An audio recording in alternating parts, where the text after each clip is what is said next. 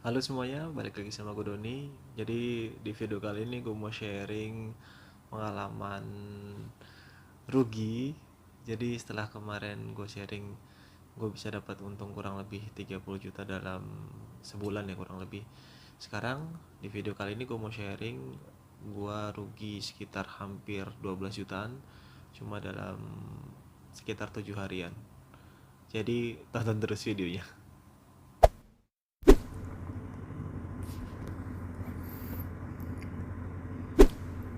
Jadi ini kondisi pagi, gue baru beli sahamnya, udah langsung untung sekitar 500 ribuan.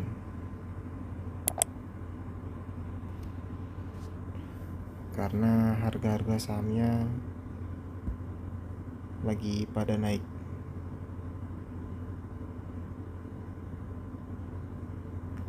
Sampai akhirnya ini menjelang penutupan, udah untung hampir ya sekitar 12 jutaan lah ini.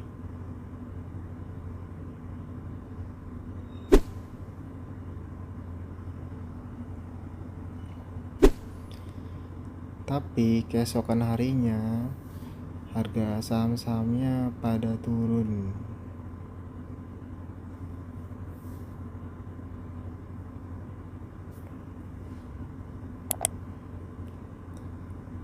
Yang tadinya untung hampir 12 juta berkurang jadi hampir 5 jutaan.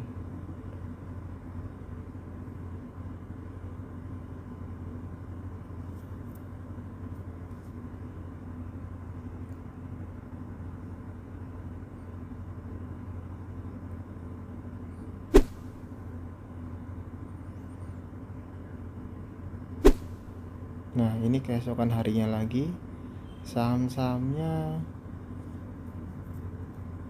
makin turun dibanding kemarin. Jadinya yang tadinya masih untung sekitar 5 jutaan malah berbalik nih, jadi minus atau nggak rugi sekitar 2 jutaan.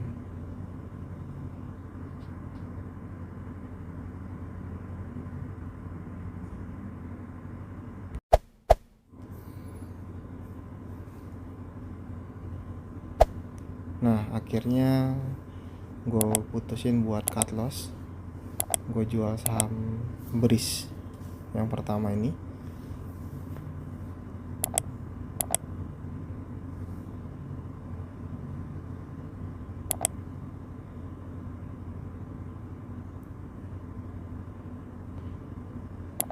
Yang kedua gue jual saham Antam.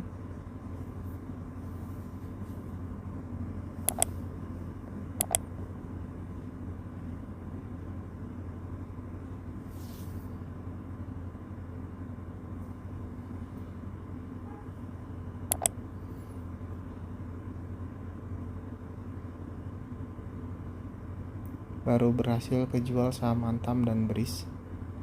Saham Agro belum berhasil kejual karena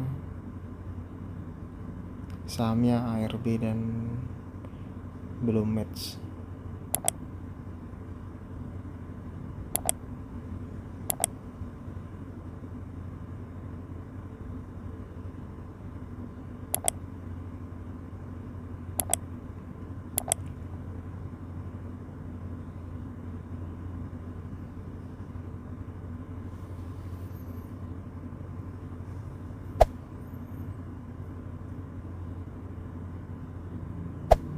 Nah, ini baru keesokan harinya gue coba lagi jual saham Agro dan akhirnya baru berhasil kejual.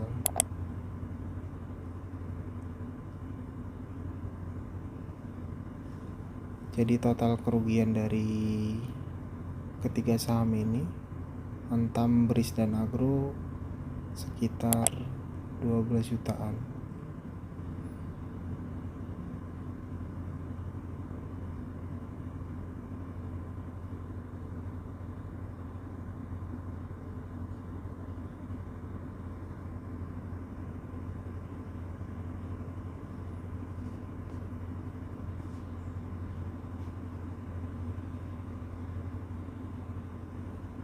Kalian bisa lihat sendiri, gue mengalami kerugian kurang lebih sekitar hampir 12 juta sih.